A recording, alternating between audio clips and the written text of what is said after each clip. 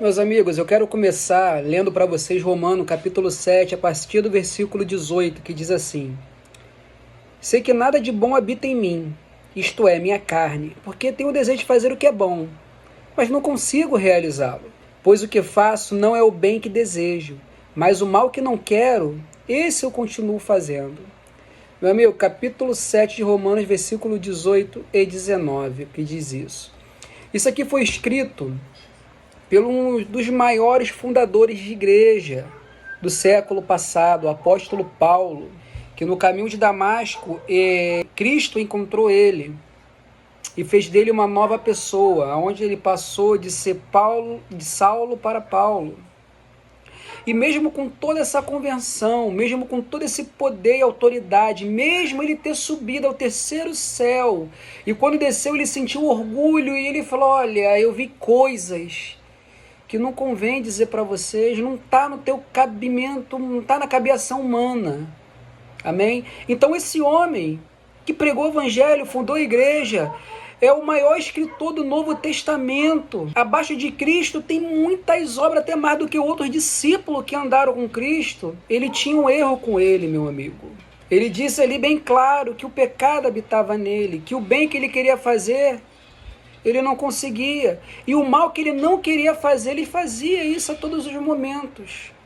O que eu estou querendo dizer com isso é que muitos cristãos, muitas das vezes, eles se crucificam e param de fazer a obra porque errou, porque tropeçou, porque caiu.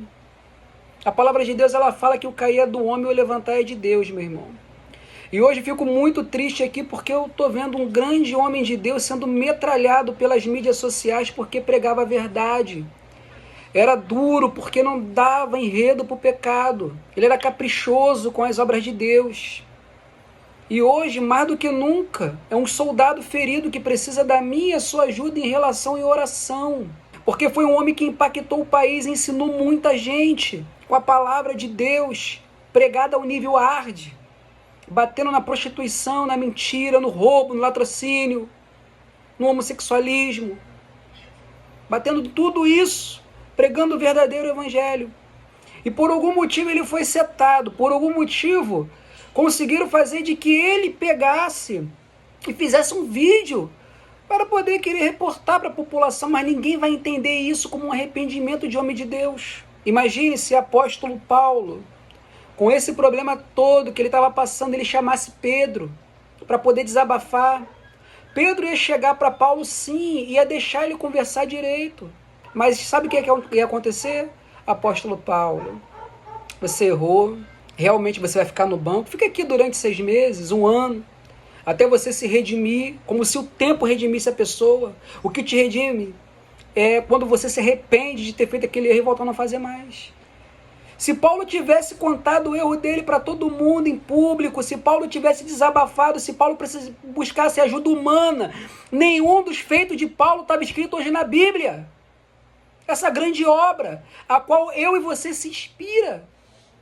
Estou dizendo aqui para ficar com o pecado? Não, estou dizendo que você tem competência para poder passar por cima desse erro, se arrepender e não fazer mais e continuar a boa obra que Deus passou para você. E como eu queria que o nosso amigo pastor Paulo Júnior, que ele se conscientizasse disso, que nós nunca vamos chegar aos pés dos apóstolos. E se com tudo isso a gente não vai conseguir chegar aos pés dos apóstolos, imagina, eles erraram, imagina a gente.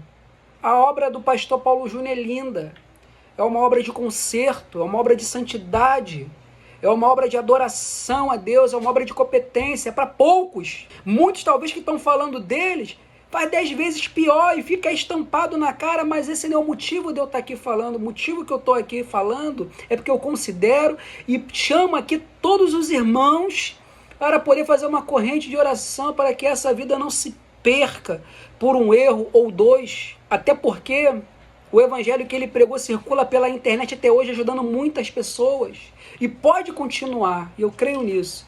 Então que Deus abençoe você que está vendo e abençoe a vida do pastor Paulo Júnior. Amém, meus amigos?